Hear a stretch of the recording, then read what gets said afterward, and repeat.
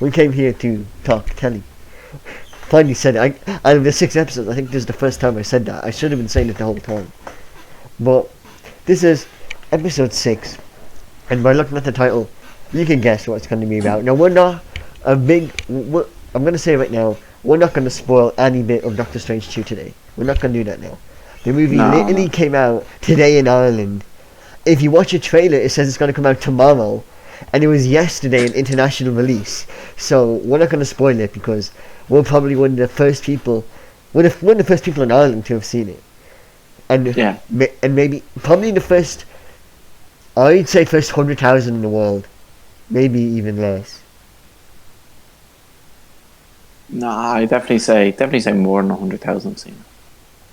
I don't know. No, because it released in America first.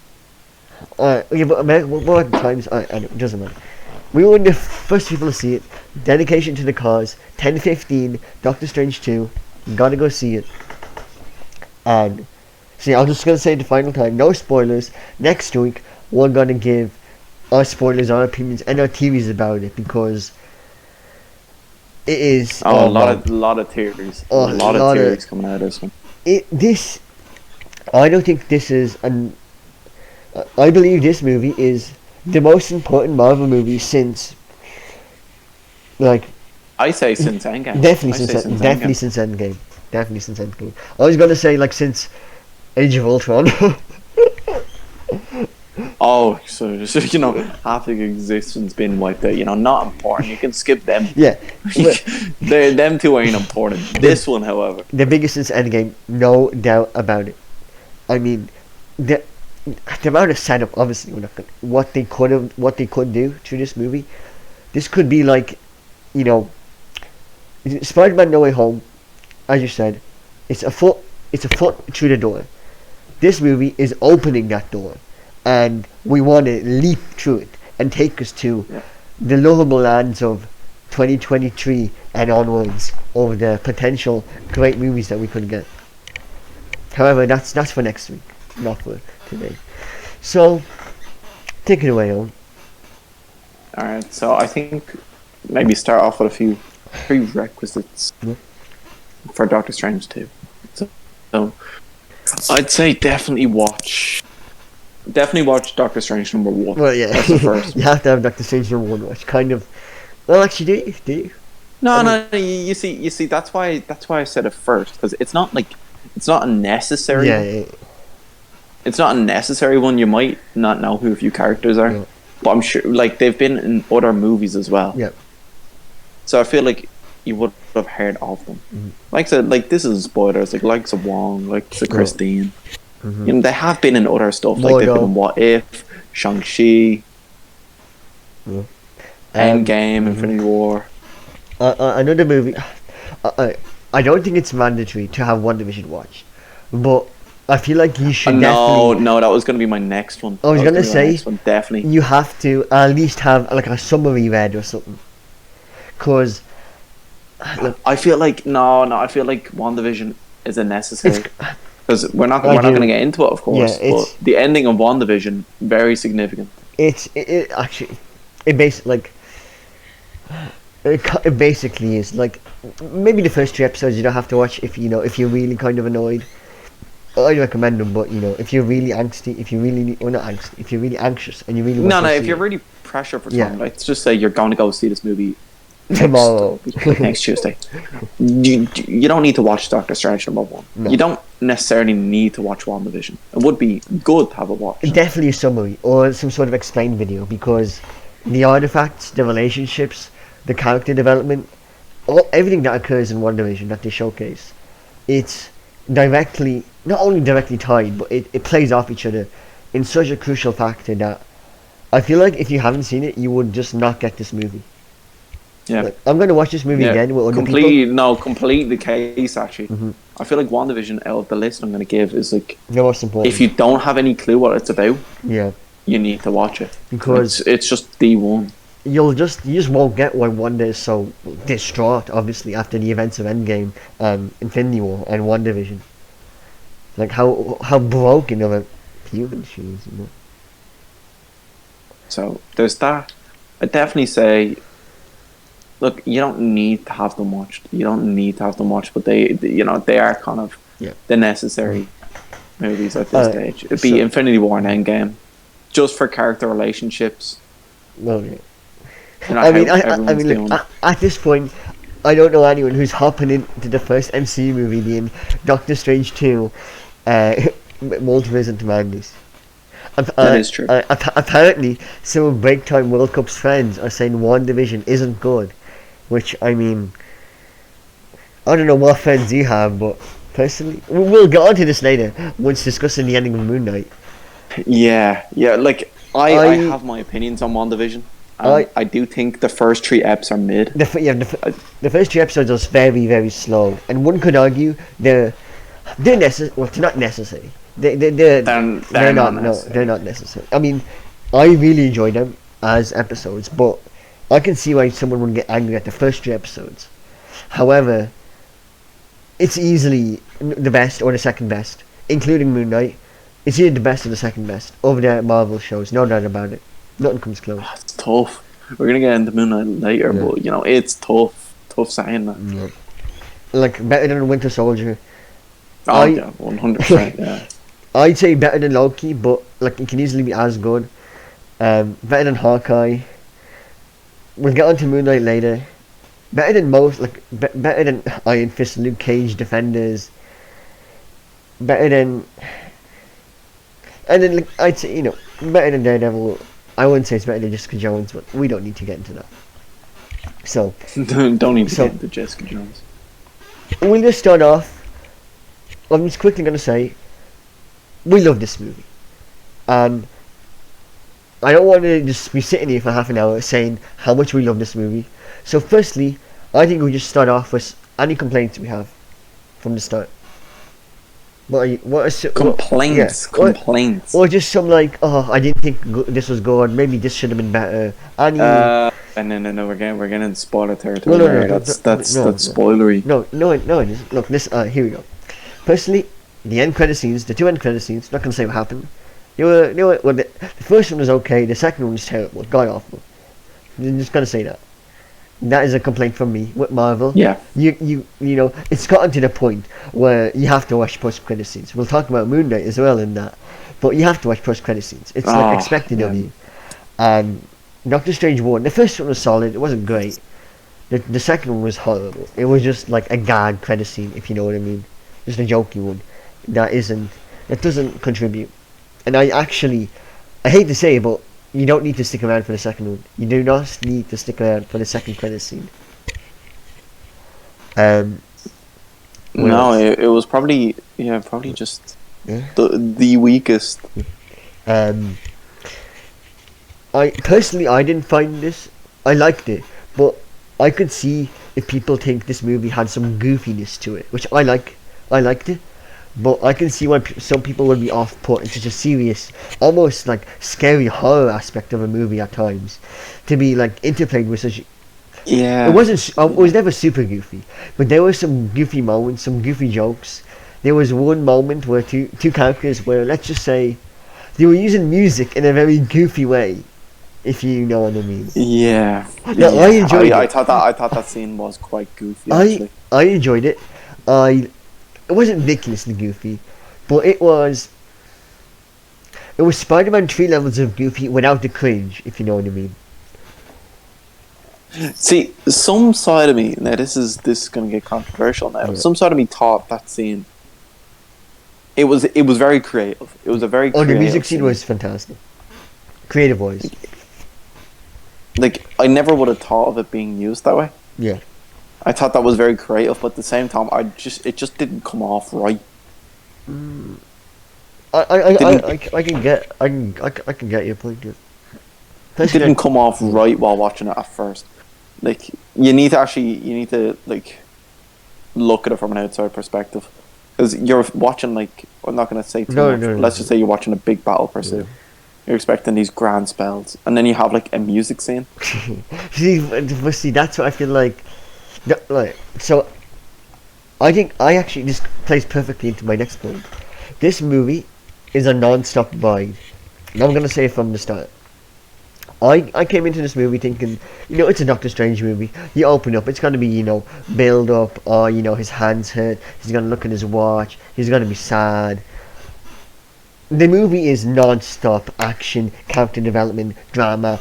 Something is always happening.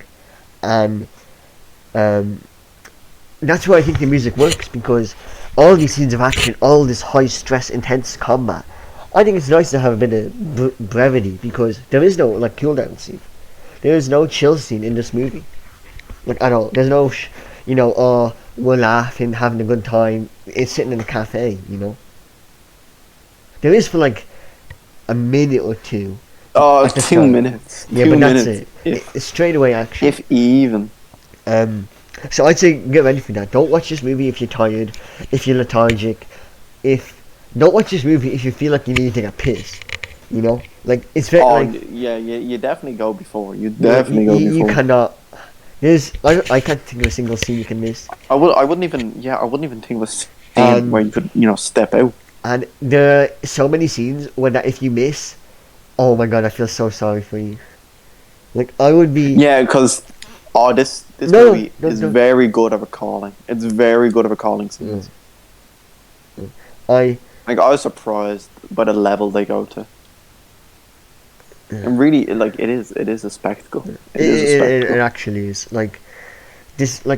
We talked about CGI in the Morbius episode, how good Morbius CGI is. I think we said in Moon Knight how good the Moon Knight CGI is. In Doctor Strange, this is a whole nother level. It's another level, because I'm not sitting there thinking, oh, this is good CGI. I'm just thinking there, looking at it, and I'm just amazed. I'm not thinking, oh, this effect is nice, oh, that looks cool. I'm just watching it, completely invested, completely sucked in. Anything that happens, to me, it's normal. Oh yeah, that happens.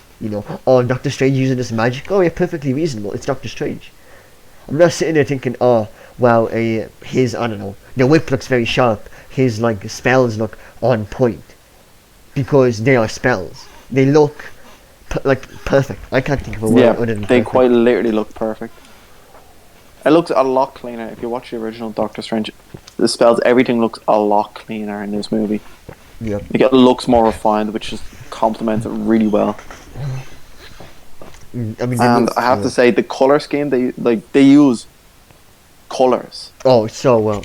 They use colors so well in the movie, traveling to different universes, doing all that. That's not really a spoiler. No, that's the. Actually, we should probably talk about just briefly what the movie's about. No spoilers, but it's Doctor Strange and American Chavez going on an adventure trying to not die from someone who is hunting them. Yeah. Yeah, and that's. I think that's the best way to put it. And they're being hunted across the multiverse. Yeah, and they're trying their best to resolve the issue. Yeah. And while they're being hunted, they hop through, and they meet different. Well, in the multiverse, they meet what you'd expect them to meet in the multiverse, and limitless possibilities. Yeah, exactly. Limitless. Yeah, it'd be pretty shame if it was limited possibilities in the multiverse. Limited possibilities. This is what you got to work with. Gentlemen. It's just, I don't know, Korg. It's just Korg. That would be cool. Korg show. That'd be cool. Get that Korg multiverse madness. Sorry to spoil it. Korg does not show up in Doctor Strange 2. I know. I'm sorry. It's true. If he did, now that'd be beats. What if Korg showed as Taika Waititi? And it's Korg, not as a rock. That should be hilarious. That would be so good. That should be brilliant. And he's like, oh hey, I'm not a rock guy. I'm just a normal guy. You probably know me from being a rock guy. Yeah, he's a fourth wall breaking. Yeah, he's Taika Waititi as Korg. He's omnipresent. He knows that he should have been a rock guy, but isn't he? Oh. No, in 616 I'm a rock guy. Actually human. Yeah. So what else? It's not a long movie. I think that's. I mean. It feels very. What you call it?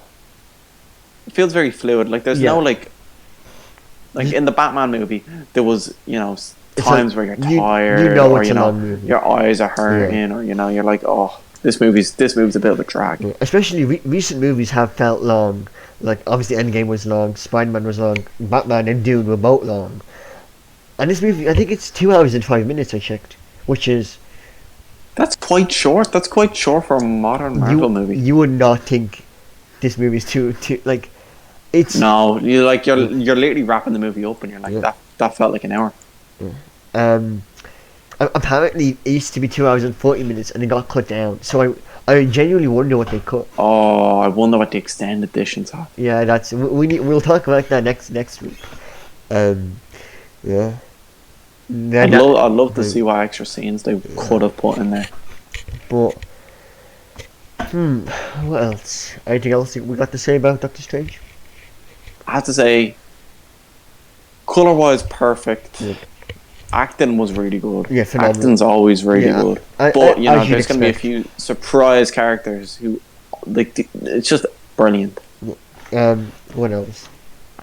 Some scenes may come off a bit goofy. Yeah. But other than that, if you look past some goofy scenes, you'd enjoy it. You really enjoy it. Now, where would we say this places in the Marvel ranking tier list of movies? That's really tough. That's really tough. I want to see what it's like watching it at home. No. We're doing this not at home because, we haven't seen No Way Home at home. We haven't seen. I have. At home. just putting that out there. I got it on DVD. Oh, on DVD. Yeah, on DVD. Like, is it on DVD? Yeah, too. You can get it in a golden disc. It's on Disney Plus. Not on Disney Plus yet. Why is it not on Disney Plus, but it's on DVD? Because they're trying to make more money. I guess. Oh well, it is on. You can buy it in golden discs. So that's 4K Ultra HD No Way Home. Not that good of a movie. Nah, but no, not 4K, not 4K worthy. I got a 4K. So, if we say Endgame, Infinity War, S plus tier, I would agree with that. Where would we put Doc Strange 2? High S. Like 3/4 S plus, like 3/4 S, I should say. Yeah. 3/4 S. Honestly, like it's near perfect. It's a near perfect Marvel movie. Like, is it better than Spider-Man? It's better than the first 3 Iron Man movies. Better than better than 3 Captain America movies. Yeah. Better than the 3 Thor movies. Oh yeah. Better than Black Widow. Yeah. Whoa. Yeah. We don't talk about that one. Better than Black Panther. I mean, I'd say yes. Oh yeah. I really like the Black Panther movie, but Doctor Strange 2 just takes the cake. So what you say is better than No Way Home? Because I'd say I would. Yeah. I genuinely would. Honestly, is it the 3rd best MCU movie? I would. This gonna spark a lot of waves here. This gonna spark a lot of waves. People are not gonna be happy. Joint second. Second. Joint second. I actually think it's S plus. Is it so? Who is the joint second with Endgame? Joint second with Endgame. No, it's not as good as Endgame. Joined second with Endgame. Joined second. Might even etch a little bit further. No. Than Endgame. No. Yep. Genuinely think so. Because with Endgame, we all knew the issue was going to be resolved. We didn't know how it's going to be resolved. We all knew the issue was going to be resolved. In this movie, you genuinely did not know. This is actual madness. I'd say it's 3rd. I can't say it's better than Endgame. To me, Infinity War. I have to say it's on par. For me, it was on par. Like this movie, I'm not over exaggerating here. This movie is good. This is a good movie. It's okay. It's possible. Possible. Honestly, this guy over here. So, we were literally glued to our seats for obviously, 2 hours. Yeah. I don't even think I blinked. No, I had to put down my popcorn. It was so good. I put my popcorn to the side because eating popcorn was too distracting. So I didn't get to finish my large popcorn. No, that is a mistake I constantly make, which is not finishing my popcorn. But in most Marvel movies, it's always, good guy prevails. They bring in characters. They're gonna be overpowered. Yeah. There's no stopping these new characters. This movie does not shy away from, let's just say, thinning out the herd. Oh yeah. Oh, that's I perfectly brought into the final note. This movie is surprisingly brutal. It's 12A, but like you wouldn't like if you showed this to someone, I'd say it's 15A. It does not seem like a 12A movie. Not only from when fighting monsters and the death of a monster is pretty brutal. Death of some characters are brutal, and there's a very strong aura of tension and horror elements in some parts of the movie where you're like, oh my god. There is very much a horror element, and it is extremely entertaining to watch. Yeah. That's why I think it's on par with Endgame for one of my favorite MCU movies, because it's not afraid to shy away from that horror aspect. Sam Raimi, who is a horror, Spider-Man and horror filmmaker, director, producer. I mean, is this Sam Raimi's best movie? That's a tough one to say. Is it better than Spider-Man 1 and 2? You see, Spider-Man, no, you can't really judge it like that, because Spider-Man 1 and 2 were classics for their time. It's a movie. They were classics for their time, so it's kind of hard to say, are they better than that? Is it better than Hercules and Xena, the animated movie? What about? It'd be like judging. It'd be like judging Back to the Future. Oh, I just got a cameo that appears. I'm not gonna say what the cameo is, but there's a cameo in the movie that I never got, and Sam Raimi, he is the director of of the franchise Evil Dead. You know, where Ash Williams and the Chainsaw Guy. Yeah, cameo. Just think about that. I'm not gonna say more. Just think about that. If you want, I'll hit you with the disc. Yeah, please do. Alright. So, when you read that, in conclusion, phenomenal movie. Highly recommend it. No way. Yeah. No way. I knew I recognized that. Yeah. It is. Yeah, it is. Yeah. It is. I didn't realize that. I didn't realize that. That's actually really good. This movie has some great cameos. Yes, that's a Sam Raimi. It makes sense, doesn't it? Right it there. makes sense. It makes sense. Yeah. I didn't realize why they brought him in. I thought it was like an in joke. Like Sam Raimi movies. I mean, I guess. Yeah. So that's really good. So for the first half of this podcast, we will continue this next week on the spoiler episode of Doctor Strange. So make sure to tune into that if you've seen the movie or if you just don't care about spoilers. Highly recommend it. Go see it with your friends, your family. Tell them TalkingTelly told you to see it, and yeah, it's truly a treat, a cinematic experience, and I do think I'm going to see it again in the cinemas. I think so too. I think it has to be watched. No, no, you do not get a discount. We're TalkingTelly, sadly. We will contact you and try and get a discount, but I don't know. Maybe I don't think we have the pull for that right now. Maybe IMC is gone as well. In Tala, we don't have the connection there. What about is it the Odeon? What was the Odeon? I mentioned the Odeon. We can get some discounts for that. The Odeon? You mean the Odeon? Is it not the Odeon? That's Odeon. Oh, I heard the Odeon. Odeon. What, Tesco PLC Cinemas? Oh. Alright. So yeah.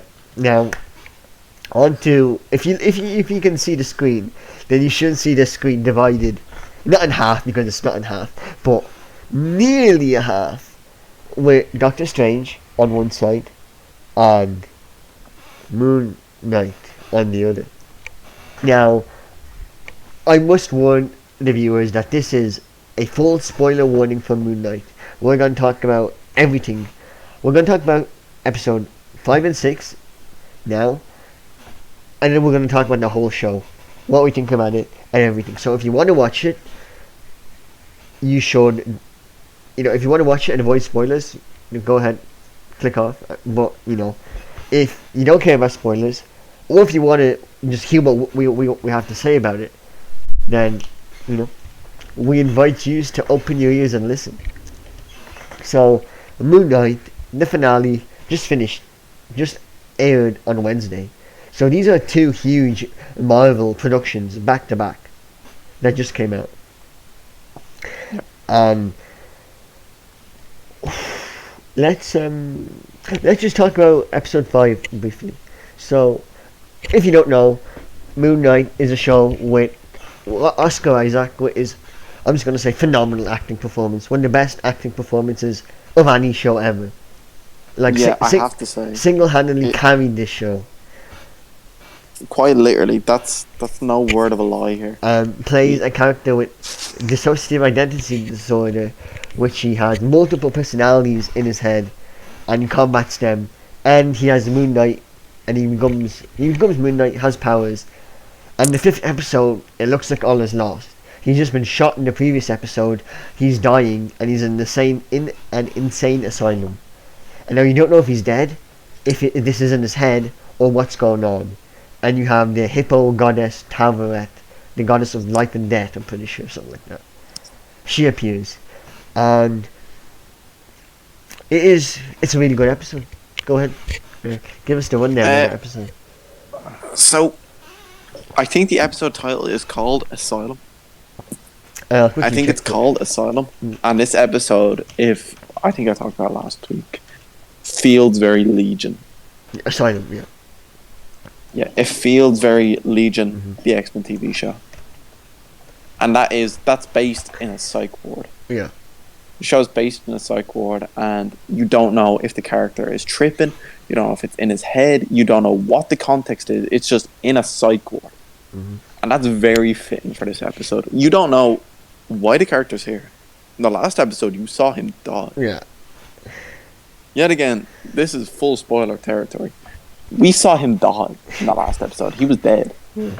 And now he wakes up in a psych ward with his... Harrow, with Harrow as the psychiatrist. And his personality, like, standing beside him. Like, they're not in the same body. They're in separate bodies. So that adds a layer of mystery. And throughout this episode, it's just... it's all about the mysteries. What happened to Mark Spector, and how did he fragment his mind into such a way? Why is he like who he is?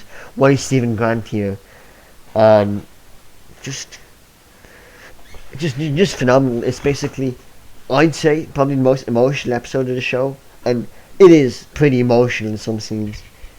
It gets pretty. Yeah, it gets pretty dark. It gets heavy, pretty dark. Very heavy in some scenes. So basically, there's no point in treading around it. Mark Spector, they get to view the memories. They have to balance the scales so they can continue their path to get out of there. And Mark Spector doesn't want to look at his past. He doesn't want to remember. He wants to ignore it, repress it. And not only that, he wants to save Stephen. Yeah, that was his main goal. Mm-hmm. He saw Stephen as like a beacon of hope for his life. Yeah. Stephen was just, a happy child. Yeah. He was everything he wasn't. He wanted to protect that. And I thought that was very important as well. Think of Stephen as what we're going to get into now. The younger brother who he wanted to protect. So basically... go ahead. I'm just going to enlighten the viewers. Basically, through some... actually harrowing harrowing flashbacks, it's shown that Mark Spector, when he was younger, had a brother, and he had a happy family.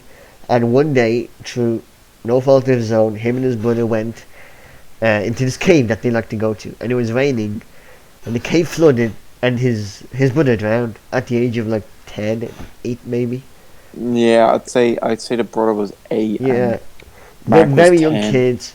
Mark Spector couldn't do anything to save him. They were trapped in this cave. Actually, yeah, he was 10. Yeah. He was 10. Pitch black, couldn't do anything, and his brother dies. And throughout this episode, they're referencing this show that they used to watch with Stephen Grant, the professor, and his understudy Rosser, and how basically an Indiana Jones ripoff. In a way. Yeah. And basically, his dad is, obviously they're all broken, they're all just torn by the loss of their brother and child. But his mother snaps, and his mother blames the 10-year-old boy for the, when I say murder, it's like not murder, the quote-unquote murder of the brother, which he couldn't do anything about. And she physically and mentally berates and abuses him for the next 5-6 years. And it's, I can't think the last time I saw, like, obviously didn't show it, but I can't think the last time a show alleged child beating and abuse. And it's really, it hits hard, and he hasn't done anything wrong. The mother doesn't spend any time with him, never shows up to his birthdays, and he's always drunk. Yeah. That's also made as 12th birthday. And drunk all the time, and just depressed. Just the worst type of parent you can have. And this directly leads to the manifestation of his personality. One day, I think it was during his birthday or some other day. Yeah, it was his birthday. He got another beating with a belt from his mother. And just before the beating, he experiences his first episode, you can call it, where he turns into Stephen Grant. And Stephen Grant is basically his little brother, which is even sadder. He's got like his name is Stephen Grant, which is the name of the Indiana Jones show ripoff guy. He talks similar to his brother, and he doesn't talk similar to his brother. He talks like the guy with the British accent, but he acts like his brother. Yep. He's like innocent and kind and soft, and he acts like his brother, and it's very sad to see. And it's shown at the age of 16, he leaves, and one day he comes back because his mother passes away, and he's looking from the window, and he looks absolutely. Mark Spector. We assume at that point Mark Spector is absolutely torn, and he continues to walk, and from that moment, Stephen Grant takes over from unknowingly, and ever since the death of their mothers, basically, which by the way, Stephen Grant was under the impression that his mother was alive. He was calling his mother every day. He did not know that she was dead. That the death of their mother basically started their bleeding of their two lives into one another, where they used to be separate, and God knows what it was like. But now it changes. Stephen Grant's gonna start picking up stuff, and Mark is getting taken over, and it's the catalyst for Moon Knight, almost. And it's important that at the starting of the show, if you go back and watch the starting of the show, it tries to show that Stephen Grant is the primary host. It tries to say he's the primary personality. Yeah. That's who we start off with. We start off with Stephen Grant, English dude, normal guy, works in a museum. Yeah. The only reason Stephen Grant was the primary and he was the starting character was because Mark was too broken at the time. He was too broken with the death of his mother to actually come to terms with it. And he just thought he'd rather live his life on autopilot and let Stephen take over. And that's just sad. That is genuinely just very sad. And then, and then yeah, the episode ends with actually, obviously, personally, I didn't think it was I assumed they were gonna fix it, and they did. With Stephen falling off this, he falls into the duat, which is like the it's where like the lost souls, the damned souls go, and he like quote unquote dies, and it's like, oh wow, like is Mark Spector gonna have to do all this by himself? Yep. And the most important thing is that it perfectly balanced. Oh yeah, it did. When The Mark souls Spector- perfectly balanced. I thought it was very good Yeah. how it wasn't just Mark Spector. Like, they were able to use Stephen Grant as well in the Yeah. afterlife. Mhm. So it was like two souls Yeah. now shared by like one body, let's just say. And there was a hint where there is a tomb, like a little cask where Mark found Stephen. There's another like grey tomb. What's it called? A coffin. Yeah, another A tomb, coffin. yeah. Coffin, yeah. Where someone's screaming and banging in it, and you're thinking, like, what the hell? Like, what's that? Whatever. And they never go near it. Yeah. They never go near it, and that's going to be important later. Throughout the show, there have been times when they black out, and sometimes they're like, hey, you know, at one point, Stephen, it looks like Stephen just murdered these three like young like gang members, like these young street hooligans, and Stephen's like, I didn't do this, and Mark's like, oh well, I didn't do this, and they're like, all right, never mind, we have other stuff to do. Let's crack on. And ultimately, the episode actually ends with Mark going into the field of reason, dying. The 5th episode. Yep. And He achieves peace. yeah, which, I mean, it's that's another layer of sadness, because in episode 6, straight away, he has to leave like heaven. He is in basically heaven, in the Egyptian heaven, and he forces himself to leave because he knows he needs to save the world. He has business to do, and he goes back, and he saves Stephen Grant by melting the rock with like his heart, which are basically both their hearts. And he No, wrote- it wasn't him who did it, by the way. No. It was the god of the gate. I forget his Oh, name. Osiris or Tara? It was something along the lines of that. I feel like you could just look it up. Is it the hippo god? 'Cause no, it wasn't the hippo god. Who? Because the hippo god said, "Oh, something, you big Oh, softy." Osiris. That's the god of the underworld. Oh, yeah, Osiris, you big softy. Oh, I Yeah, didn't get that. Osiris was like, "I'll spare you, but you know, there's a sand, Yeah. bleeding avalanche coming after you, so you know, you better start going." Oh. He basically did a, you know, I'll let you off this once, Yeah. but get out of here quickly. I thought she just said that because she like rammed the sand with a boat. No. And I thought she was just making fun of the boat of the sand. No, so that god let them free. Alright. I mean, and the gods have. I mean, they have a reason. Amit is gonna wreak havoc, which is the god that Harrow is trying to summon. I mean, I'm just gonna go like when Harrow summons Amit looks so goddamn cool. Like Amit is. Amma looks serious. It's a personified version of a crocodile, so it's like it's a personified. Is that the word? Yeah.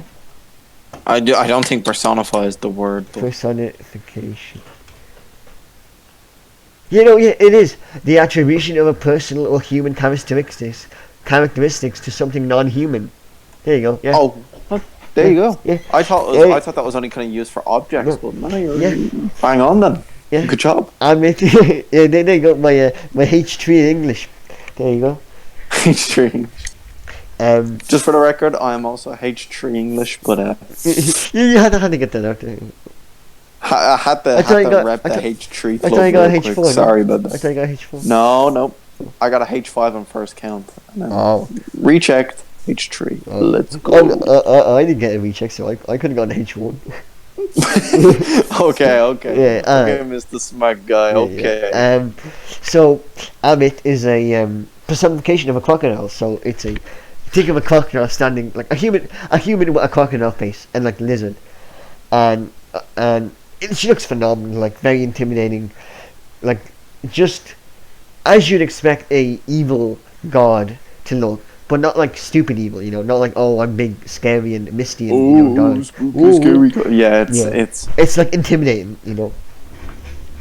And And can I also Hmm? just add for the record? I don't think many people would have spot this, but almost like a hidden romance between Khonshu yeah, and Albert, yeah, and Ame. yeah. I think the main reason for that is because of their will to exact vengeance. And that's another like theme of the show is that Khonshu and Moon Knight, their whole idea is to take vengeance and kill the people who have sinned. Well, Amit, even though she's the villain, she wants to kill these people before they've committed crimes. She has a technique of judging people. Now we don't know how correct or incorrect this technique is, but she has a technique where she judges someone. It's called predestination. Yeah, and if she sees that they will commit a sin in their future, which we don't know, like how it works exactly, she kills them, and if they don't, she basically like mind control isn't the right word, but she indoctrinates them into her cult basically. Yeah. And what's interesting is when Havo goes to her, and he's like, yeah, I've been unworthy, and she's like almost challenging him, saying that he's a sinner, that his scales are unbalanced. And I think it's bear in mind it's manipulation. Yeah, That's the thing. It's we considered Khonshu bad. Khonshu turns out in the 5th episode, Stephen Grant finds that Mark Spector has been manipulated from the very beginning. yeah, Like on his deathbed, pretty much, is manipulated to take the powers of the Moon Knight. And you could say the very same is done for Harrow and Ame. Yeah. It's like, you're a sinner. You can prolong your life by serving me. That is the same conditions Khonshu gave Mark Spector. Yeah. So we should probably just speed this up a bit, just so we can get like the theories and overall thoughts. But basically, Mark Spector comes back, starts fighting Harrow a bit. What I meant to say, that Harrow willingly gives himself up to die by Ame, which I thought was very good. That he's such a believer that even if he's not the Avatar, he's fine with that, because he accepts that if he's not the Avatar, then someone better will be found. Now he is the Avatar. Ame just wanted to test him, but I think it's very good that it just shows what a strong character he is. That it doesn't matter if the god says, "Oh, you're bad, I'm gonna kill you." He's still gonna be like, "Okay, go ahead. I deserve to be killed because you are, my deity." Yeah, he is truly loyal to the cause, which is, it is good to see. It's not like a character like, "Oh, I thought if I did this, I'd become, balanced." Yeah. And you could see him paying penance from the very beginning. Mm-hmm. The glass in the shoes is him paying penance. Yeah. And basically, Moon Knight fights Harrow, and Khonshu fights Amit in a big battle. Yeah, that was just the insignificant battle. Nobody really cared about that. But what I really liked was Layla, Mark's love interest, and Mark's wife and Steven's love interest. She becomes the Avatar of Tava temporarily, and her suit looks phenomenal. It's so sharp. It's so clean. She is Egyptian Falcon. Literally. She is Egyptian buff Falcon. Yeah. This is everything Falcon wanted to be at the end of Falcon and the Winter Soldier. Falcon would probably get decked by her. And I have to say, she looks buff in it as well. She looks beefy. I was like, Jesus. But not in like a weird way, in like a good way. Yeah, in a good, she looks muscular, I should say. She just looks like Hedge. Absolute unit. Oh, there was some scenes I was like, oh, Jesus. She'd make a meal out of me, like, kill me or something. But, and then the action's great, them fighting. The one complaint I'd have is, it's like the Tolkien Marvel cringe line, where the child's like, "Are you an Egyptian superhero?" And she's like, "Yes." I hated that. I am. She's like, "Yes, saves girl from Kerr. Yeah. I am. Winner." Are you a minority superhero? Yes, I am. It's like the Marvel has to put that in, Like Disney, it's in their contract. Disney's like, you have to put that. I feel in. like Disney just Yeah. points a gun or whatever director. Like, make a minority superhero. He points Make a minority superhero. They pointed to the child actor, say the line. But it's not in the script, say the line. Say the line. Well, Kevin Feige didn't envision that this is going to be, if you don't say it, Mickey Mouse is going to pull this But trigger. I feel like they could have just done something a lot better. They could have had like the girl saying, "Oh, thank you so much" or something. Thank you And so then her much, saying, Egyptian "You're welcome," superhero. in Egyptian. Could have had her saying, "You're welcome" in Egyptian. And that would have been like, "Oh, there's your Egyptian superhero." Well, she did say something in Egyptian when she went to the. Yeah, she said, "I am." Well, Are you an Egyptian superhero? I am. Like, so it's crazy. yeah, it's crazy. So, and then Amit, felt, Jesus Christ, Moon Knight and Harrow are fighting. Harrow has advantage, and you're thinking something's gonna happen. Moon Knight's gonna pull something on the back. He's getting clapped. He's getting decked, and he's getting his soul like sucked out of him. And then, he blacks out, and he wakes up, and he's got Harrow's like staff like pointed at his head, ready to kill him. And it's like, whoa, like what just happened? You know, I thought that scene was amazing. really good. Like literally just snap, wakes up. What? And all the guys that were shooting at Layla dead, like not incapacitated, murdered brutally, blood everywhere, blood, guts and brain. Well, not brains, blood, guts and dead bodies everywhere. And he's standing over Harrow, and they're like, and Conjure's like, kill. What, is it Nassim or Layla? It's Layla. It's Layla, right? It's later, yeah, it's later. So he incapacitates Harrow and brings them into the temple where they fuse Amit and Harrow together, and then he and Conchu's like kill Harrow. You have to do it right now. Kill him. And Mark's like, no, I'm not gonna do it. Which personally I don't get why Mark didn't kill it. I don't really get that. I'd get it if Steven didn't kill him. Yeah. Maybe But Mark. Mark. Maybe that doesn't. Maybe Mark just is tired of killing. I guess. Wait, Mark is tired of killing. It does make sense. You don't get a choice. It does make a sense. And then Conchu's like, alright, I'm just gonna. Alright, the deal is I'm gonna revoke your powers like you wanted. And he's like, yeah, sure, do it. So he revokes his powers from Mark and Steven, and you're thinking, oh, like what, is Moon Knight over? Like in the end of Moon Knight? And he goes home. There's two fish in the fish tank now, which is nice. I thought that was nice. Yeah. He wakes up. He's chained, of course, which is that's another weird touch. He falls over, but firstly, I just have to say the song that they play, which is "A Man Without Love," which is like every day I wake up. I love that song. Like it works so well at midnight. And then it ends. And personally, when that happened, I was thinking, is that it?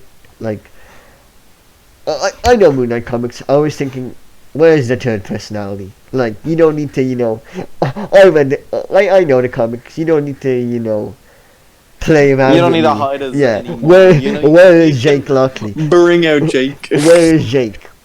And I was like, alright, I'm gonna wait till the post-credit scene. I was nervy.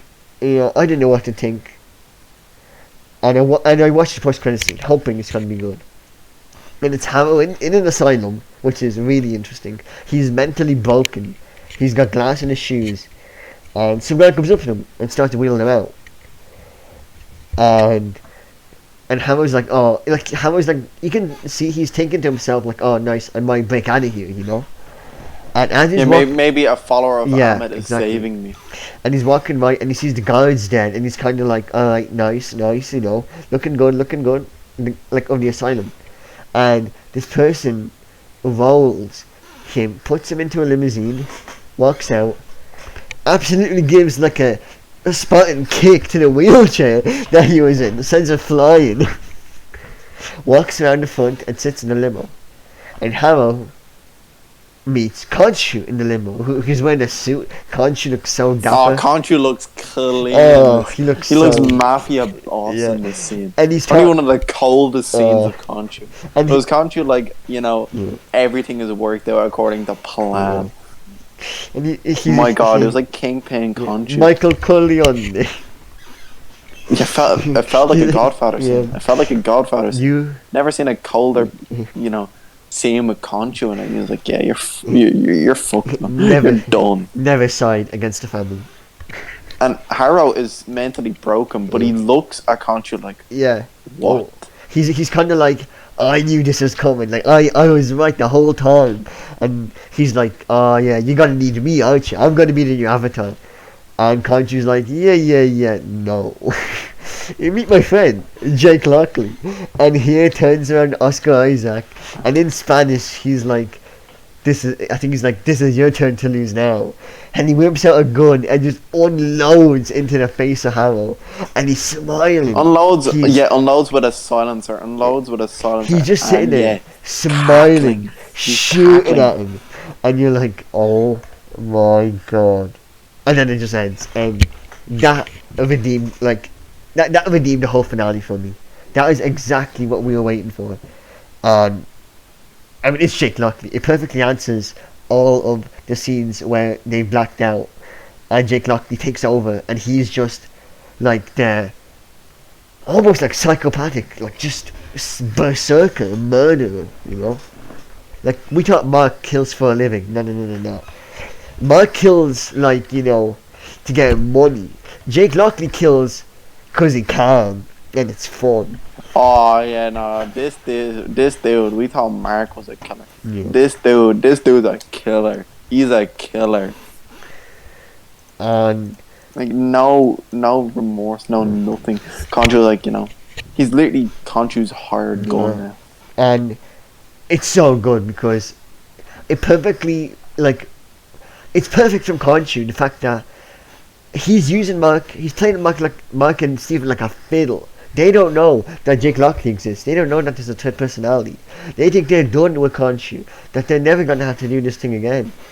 And well, here's Khonshu, like, use them to whatever he wants, as his guardian in the night against the evil. And he knows that Jake Lockley will go to whatever measure is necessary, unlike Mark at the end. Oh, you're literally giving, you know, a baby its bottle. Yeah. Jake Larky. Is it Larky? Lockley. Jake Yeah. Lockley. Lockley. Giving Jake Lockley, you know, power. Yeah. Giving a baby a bottle. You know, he's in his element. Oh, he looks so, like, you see him, and I was just thinking, like, this whole show, Oscar Isaac is just Oscar Isaac. But whenever he's in a different personality, it's not Oscar Isaac. Like, I'm gonna whip up, I'm gonna whip up some pictures of Oscar Isaac while, Owen, you, what do you think of Jake Lockley? I think it's a great addition. I can't wait for season 2. If they do a season 2, Oh, they I can't have wait to. for. They can't not do a season 2. Well, it is down as a limited series. Unless they've changed that recently. It's down as a limited series, so it was only meant to get one season. I don't know. I feel like I feel like with the popularity of it, they're definitely going to do a second season. they have to. And I'm extremely happy with everything they did with it. I wasn't expecting it to be this good of a show. I think it's just credit to the team behind it. 'Cause Yeah, definitely. they took a character, you know, who isn't in main media. No, like, God, he's no. not in mainstream media at all. Like a Moon Knight character. Mhm. Like, I say a Moon Knight character because it's not always. I don't think Mark Spector is the Moon Knight character. You know, there has been other people who've taken on the mantle. Not for long. Yeah, not for long. Not for long at all. Well, we already know from the show that Harrow takes on the Moon Knight mantle. Yeah, but I don't think that wasn't in the comics. Harrow wasn't that Wasn't? kind. In the comics, Harrow is something completely different. He's just some blow.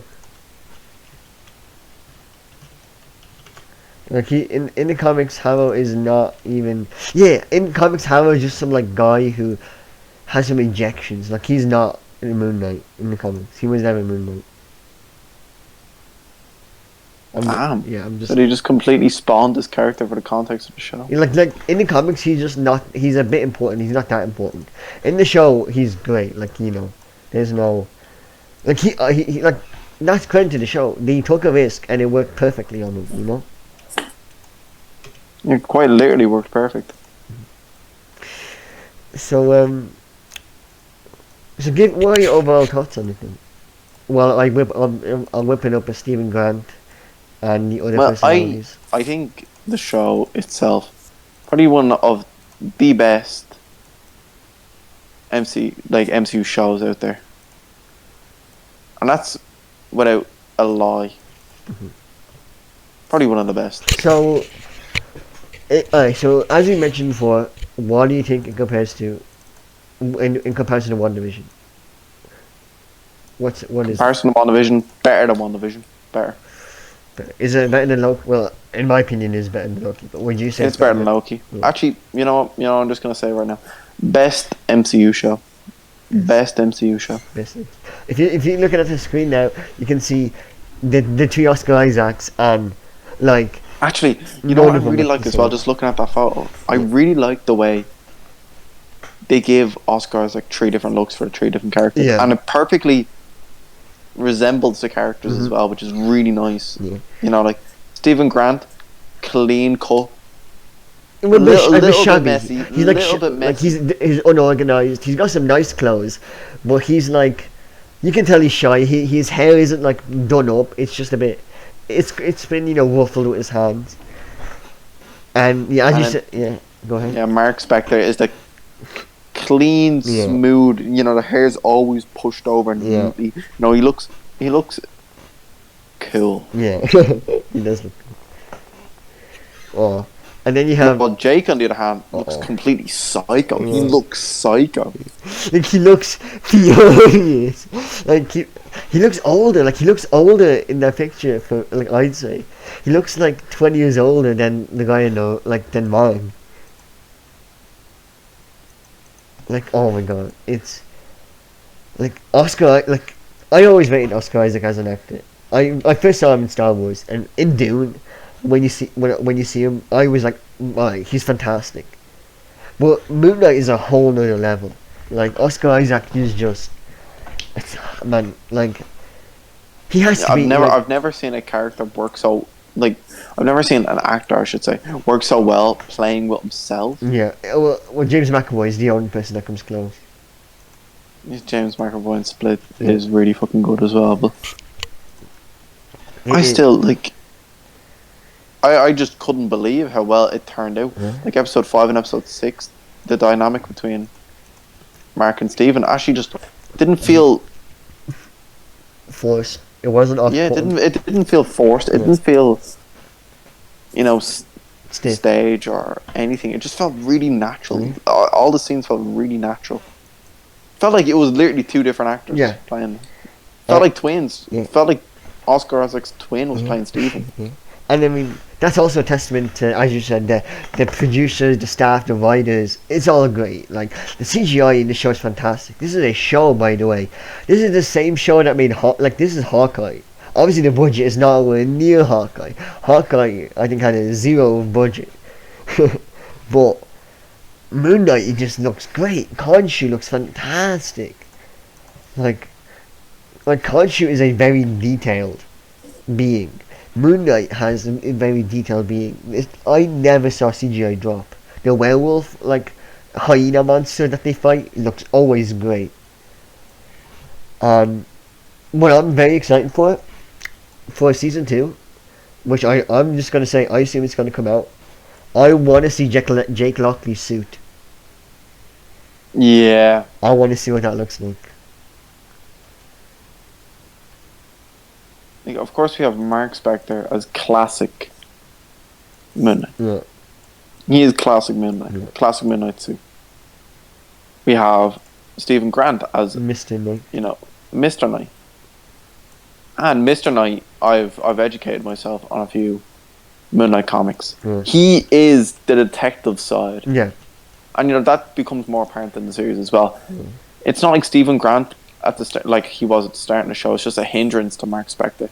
He actually becomes a very significant part, and he is a big role in solving the mysteries behind. Oh yeah, like he's exactly. And the tomb and Like he's not. You said it perfectly. He's not just some bloke who's hanging around. Like he's not a waster in their body, quote unquote.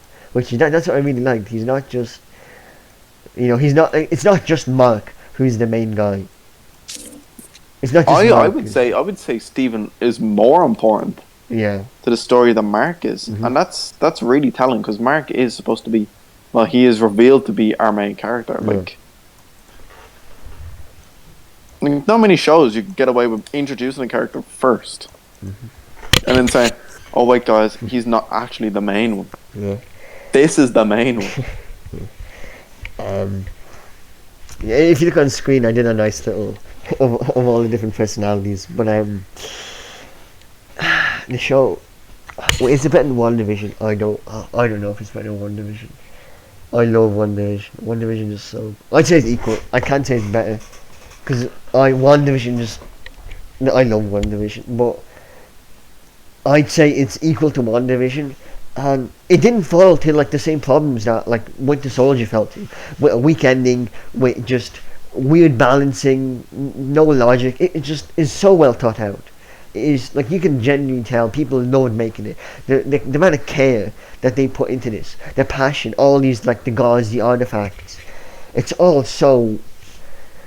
It's just such a high quality. Yeah, and all the facts they say in it are true. They're not coming up with any bullshit now. Yeah. It all just the facts about the gods. Like, I watched an explainer video for episode 5 and episode 6, and they were saying, it's literally spot on. Everything, like they have the maze which is set up, and it's set up as a symbol, and they're talking about like the different, like it represents the 6 senses and all that. Yeah, it's just really interesting stuff as well. And all of the things they bring up are no word of lie, and I really like that side of it as well. It's not like just random. Okay, so this is just like a random shaped maze. It's like, no, this maze has an inner meaning, and let me tell you why. Yeah. And then you have Egyptian lore as well. You got Alexander the Great. Oh yeah. Referencing that he's Macedonian. That was really cool as well. He was like, it is historical that he was, a preacher of Ammon as well. So I thought bringing in. Yeah, no, it's serious, without a doubt. Alexander the Great, Macedonian, took over Egypt. Well, he did, yeah, but a creature. I mean, no, he was considered a prophet of Ammon. Yeah. No, I thought you meant as in like, oh yeah, like he is, he is like Jesus. I thought you were like, oh, he. Never mind. Anyway, in Egyptian history, he is considered a prophet of Ammon. So. Well, what do we think for season 2? What's going to happen? What are our theories? Season 2 definitely has to go into the Jake character. I feel like Conchu is going to try and cut off Mark. I have a question. I know this probably will happen, but what if episode 1 is just a Jake Lockley episode?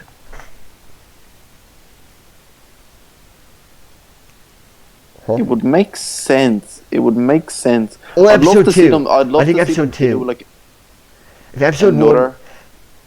1. What? I was just gonna say, I'd love to see them do like another. How they introduce Stephen to the show. Yeah. But imagine that was Jake. Well, but I feel like at the same time, now they're going to introduce it as Stephen and Mark. All I think they're going to do is introduce it as Stephen and Mark, and they'll start noticing something different. And then I think Jake is going to force himself in, and then episode 2 is going to be Jake only, or episode 3. I think one of the first 3 episodes has to be a Jake only episode. And I can't wait for that. And I feel like Jake is going to get greedier and greedier. That's what the storyline's going to be. It's going to be Jake getting greedier. And eventually he's going to try and find a way with Conchu in order to get Stephen and Mark out of the body. Yeah. Because of course that's what Conchu wants. Conchu just wants a clear avatar, who's willing to go the extra mile in order to exact vengeance. Yeah. that is Jake. That is Khonshu's perfect avatar. He no longer wants Mark because Mark is, I'm going to step out of the game as soon as, you give me power. Yeah. Doesn't want that. Steven is just, there's no point in keeping him for Khonshu because he's not going to kill. Yeah. Jake is the perfect avatar. So, do you think end of season 2 they beat Khonshu? Or do you think that's season 3? I feel like end of season 2 they come to accept the powers of Moon Knight. All 3 of them. Yeah. I feel like they find a way to beat Jake. In a way. Because, of course, we know Jake is still an active. Well, what would you say, like, inhabitant of the body? You still know he's active. Like, in the comics, all that, it is 3 personalities. Yeah. Well, it's a bit Jake, more in the comics. Steven, Mark. I think they are the 3 main. Like, they are the 3. Yeah, see, the thing in the comics is Moon Knight is different than those 3. And Mr. Knight is different than those 4 as well. Moon Knight and Mr. Knight are not the same as Mark, Steven, and Jake.